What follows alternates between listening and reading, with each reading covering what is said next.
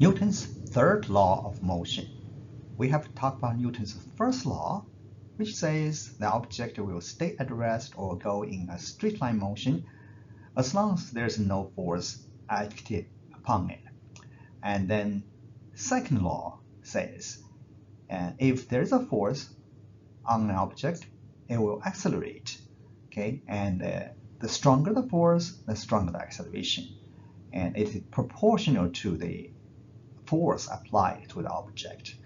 And also the second law also says is acceleration is inversely proportional to the mass. Or if you put it in simple words, or I would ask to put your own word, you would say something like the harder you push, the faster the object will speed up.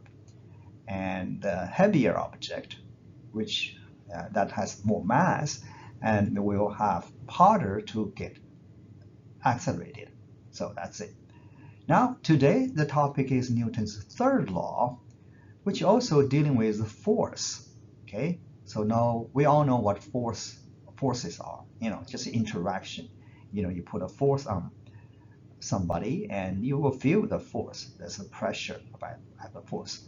But Newton says, okay, the third law says when two objects interact, the interactive force exerted on one object is equal to the size and opposite in direction the force exerted on another object. So, what does this mean? And that means if A pushes B and same time B also pushes A. You don't have to use the hands. For example, if you push his chest, for example, and that chest will apply a force to your hands. So that's what Newton's third law would mean. And then, so very simple, and you have the daily experience. So I would ask you to give some examples. And if you watch these two videos, and to save video time, I would rather you play this by yourself. But you will come to the conclusion, and from the video, that what Newton's third law actually means this formally. The force, how strong the force is, that the force on A object due to B, okay, and exactly the same amount force on B due to A. So it's basically backwards force. But these two forces are on two different objects, and they are in the opposite direction. Okay, this simple fact leads to another interesting concept. Okay, we should define another interesting physics concept to make use of this third law to solve a problem. So the concept is called momentum. Okay, momentum is a product of the mass and its velocity. So which means you use the word a lot. So sometimes people study hard, people try something, work hard, you say, well, he has a lot of momentum. He just keep on moving, go ahead, strike. Yeah, that's close, but physics-wise, physically, it is equal to the mass times the velocity. Why would we be interested in this quantity? Because think about it is velocity. Okay, and velocity when two objects interact. So because their force follows Newton's third law, because if one pushes the other, okay, according to the second law, it will increase speed in one direction, okay, and the other one pushed back will decrease speed, okay, or increase speed in the other direction. Therefore, if one has velocity increased and the other one must have velocity decreased in the same direction. So, but then if you calculate the total momentum of both of them interaction, it will stay a constant. So this is a so-called conservation of momentum. Okay, it is actually a theorem come from Newton's third law, because momentum related to velocity and force make the velocity change through the acceleration. Because the force are equal in opposite direction, So increase the momentum and decrease the momentum. And then, but if you add them total, the momentum, it will be a constant, provided there is no additional force from outside. So conservation of momentum. The total momentum of a group of interactions remain the same. Okay, once again, the group of interactions, which means several objects like a car collide with another car or truck, or two big car collision, or one soccer ball collide with another soccer ball, or any football players collide each other if you ignore their resistance of air. So in this case, this conservation of momentum could be applied because the total momentum of a group of interaction remain the same if there's absence of external force, or this external force is something outside. So there's another way to say Newton's third law. So instead of the statement like this, and so one force exerted on one object, and the object return the force in the other direction. So, and that is so-called equal and opposite reaction. Okay, equal and opposite reaction. So action and reaction, equal and opposite reaction law. So there. So then, and somebody says, you can say it that way too. When there's an action, there's always equal and opposite reaction. So, I mean, some people even use that in their daily life when they do political fight or something, you know, something just got fight back. So, but that's sort of too much off tangent. But that's called equal and opposite reaction. Equal amount and opposite directions. So that's Newton's third law. Okay, I'm not sure it should be applied to other field, but that's this. So if you want to think that way. Okay, so watch these two videos and try to appreciate these two concepts better. Newton's third law and equal and opposite reactions, and momentum, and especially momentum conservation. Okay, when two objects interact, if there's no other object, their total momentum stay constant. We will solve several problems, apply momentum conservation law. Bye for now. Newton's third law exercise, and this is actually from the handout we have in the class. But if you have actually missed the class or you missed the handout, and this is an opportunity for you to catch up. And so, what is Newton's third law? And it's simple. And for every action, there is an equal and opposite reaction. I mean, the force. What actually means, if I want you to use your own words, you will say if object A pushes object B, at the same time, there must be a force from object B pushing back on object A. So that's the Newton's third law. And now I want you to give an example of Newton's third law in your daily life. For example, if you're walking, your foot pushes the ground backwards, and then at the same time, the third law says the ground also pushes your foot in the opposite direction, in actually forward. And that's its third law is actually in everything, right? That's very simple and fundamental, and that's Newton's third law. So say if object, this one is pushing that one and that one is pushing that one back at the same time. Say if you touch the door with your hand, actually you feel that the door touches your hands with the same force, same strength of the force, but in the opposite direction. All right, number 3, how do you calculate the momentum of a moving object? The momentum is actually the amount of motion. So how much motion is there? It'd be useful quantity to analyze how two objects collides and what will be the outcome of the collision or interaction. So it is simply equal to the mass of the object multiplied by the velocity of the object. So that's it. And so we use momentum to do computations. Okay, under what circumstances, when two objects collide, their total momentum stay the same. So normally, we really don't need to use the momentum of a single one. We calculate, for example, if objects are collide, we calculate both of their momentum. If usually their momentum are in opposite direction or maybe different strengths, and then but we are interested in the quantity that adding them together. So the total momentum, as you will see in the problem we solve later on. So when two objects collide, their total momentum will stay the same.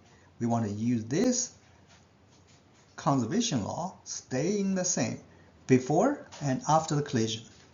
So when there is no external force, which means if the collision is just between themselves, all right, and there's no other force, but that's not really exactly true, but sometimes it could be almost true. For example, if two things like cars, automobiles, soccer ball collision, this collision is very strong, the forces are very strong between themselves, and there are also some force like air resistance or some friction on the ground. If we can ignore those external forces, and then the momentum of the total together will be staying the same. We want to use that condition when we solve problems. Stay the same when there's no external force. All right, so here we introduce two of the math concept will be applicable for momentum or kinetic energy later. So what is a vector quantity? Well, momentum itself is one of the vector quantity.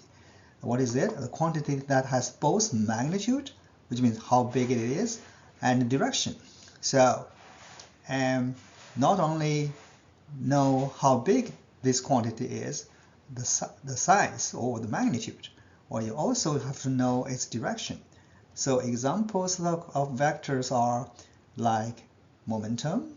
So its direction is just the velocity, of course, multiplied by mass. And also like force is a vector. So you push somebody with a force, and then you should not only want to interested in knowing how strong the force is, but you also want to know in which direction the force is towards, in which direction the force points to. So both magnitude and direction. So in contrast, number 6, there's what is a scalar quantity? Well, all the numbers and you learn so far are scalar quantity, and those quantities are those numbers that are not that don't have directions. So it's just a number, okay, like GPA, your temperature, or your money amount, dollars, okay, and they don't have direction. So any other numbers.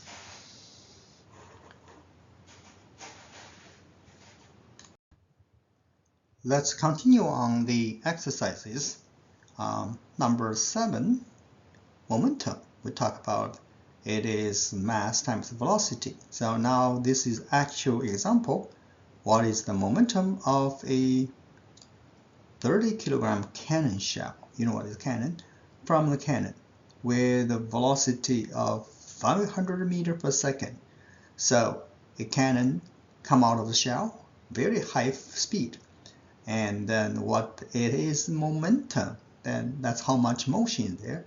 It's its mass 30 times 500, so it's 15,000 kilograms meter per second. So that's a simple concept. One more exercise, number 8. What is the momentum of 39.2 kilogram bowling ball? And with velocity of 7 meters. So you throw a bowling ball, it's about 30 kilograms, but with 7 meters. So again, mass times velocity.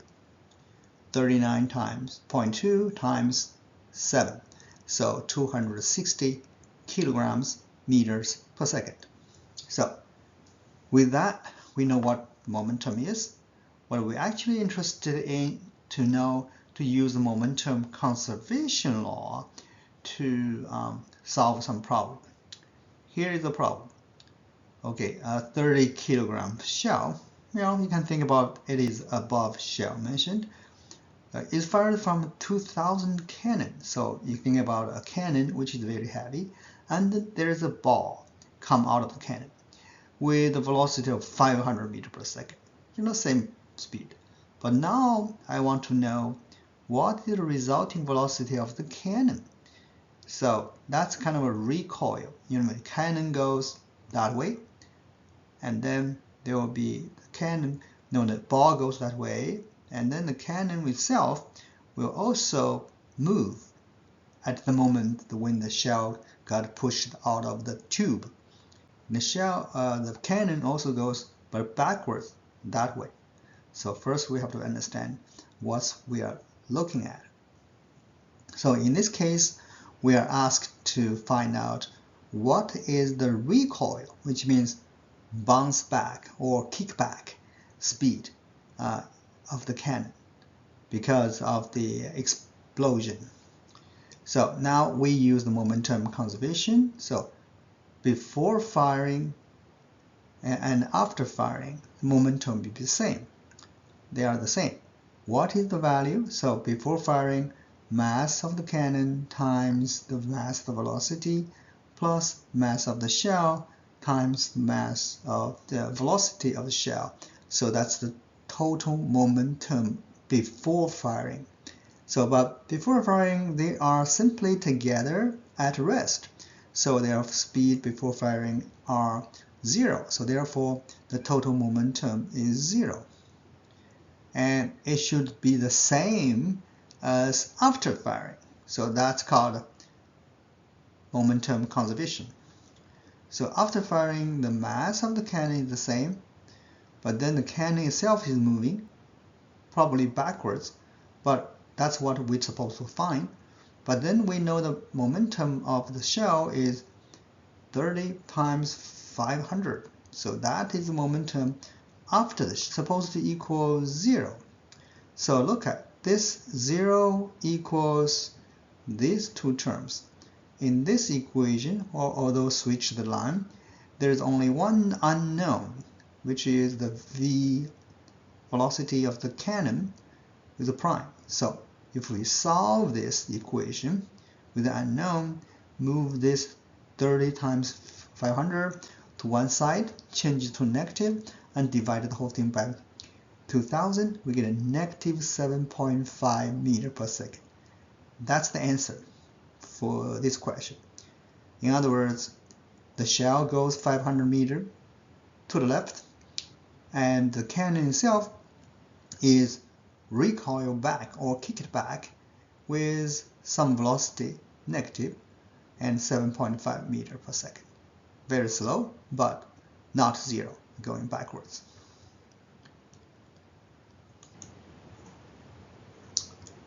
Now, one more question. So this is actually similar to the other one. Okay, see if you can remember. We're going to turn it to, because we run out of space, we're going to work on this on next page. So yeah, you can take out your hands out and look at it. 80 kilogram man standing on a frictionless ice surface. When he throw a 2 kilogram book at 10 meters per second. Okay, 10 meters per second is just like a 100 meter race speed. And with that velocity, with what velocity does the man move across the ice? Okay, this is exactly like the cannon situation, but imagine there was a man and throw a cannon forward on ice. Whenever we say it's ice surface, we suppose that there will be no friction on the ice. So the box goes forward and this man goes backwards slowly, like the cannon's recoil. But we just have to use the momentum conservation law to get the recoil speed. So now let's look at the next page. Here we are looking at the question number 10 again. It's momentum conservation application, and this is actually similar to that cannon problem. Okay, a man of 80 kilograms is standing on frictionless ice. Okay, the surface when he throws a book at 10 meters per second. Imagine the picture. All right, and then of course the book goes forward because of Newton's third law. The reaction force pushes it backwards. So now we want to know how fast he goes backwards. So in fact now you see actually why momentum is conserved. It's just because of Newton's third law. If one force gives the book a forward momentum, and then the book must give the man a backward momentum. So if both of them together are zero, so the forward momentum and add the backward momentum, which is negative, must stay zero. So that's the relation we want to have to solve the question. So now we just set up the momentum conservation equation to find out what is the rebounds or kickback velocities of the man, and what is the man's velocity. So before and after it should equal. So before and after it should equal. So before, the mass of the man times mass of velocity, that's the momentum of the man, plus the momentum of the book, mass of the book times velocity of the book. So we should add them up, which before he threw the book, but the total momentum of him and the book together. But because he stay at rest, so the velocity is zero, multiply the mass is zero again, and then zero, so 0 times 0. So before the throwing the book, the total momentum is 0. And then it should equal, and that means stay the same, to the momentum same as the momentum after the collision. Mass times the momentum of the man. Now we have prime, which means to denote the after collision momentum. And then this mass of the book times speed of the book prime. So that's the after momentum. So we set up the equation of momentum conservation. Conservation simply means stay the same. So 0 before should be equal to 0 after. So these quantity add up, supposed to be equal to 0. So then 80 is the man's mass times its velocity prime, and that which is after the collision should be equal to 2, that's kilogram, and 10 meters per second speed. So now look at the equation. Only one unknown. So these two quantities add up together should be 0, so which means one of them should be negative. Oh, this is positive, the other one obviously should be negative. So you solve this.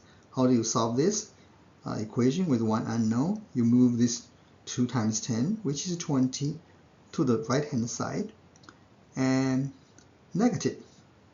Okay, recall that you move one term from right side to negative side to the other side, it should change the sign, change to negative, and then divide the whole thing by 80. Then you will get the velocity of the man after he throwing the book. So here is simply reverse the order of the equation. So we solve for Vm prime, which is the velocity of the man after he's throwing the book, equals negative 2 times 10, then divided by 80. So that's negative 0.25 meters per second, which is very small. So now recap what's happening. So here, that's the picture. he used to be the book and him together with zero momentum. After throwing, momentum stays zero because the book has 10 meters per second going that way and kind of fast, but then the man goes backwards with 0.25 meter per second. So you see, that's the answer to the problem, which means this. So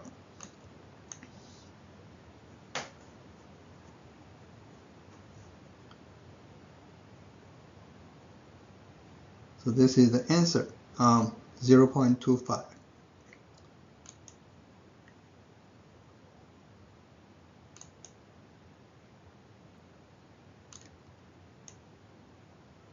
So that's the point. Once again, when they are together, have total momentum of 0, and then they throw, and that has momentum to the left, to the right, and the man goes to the left with the same momentum.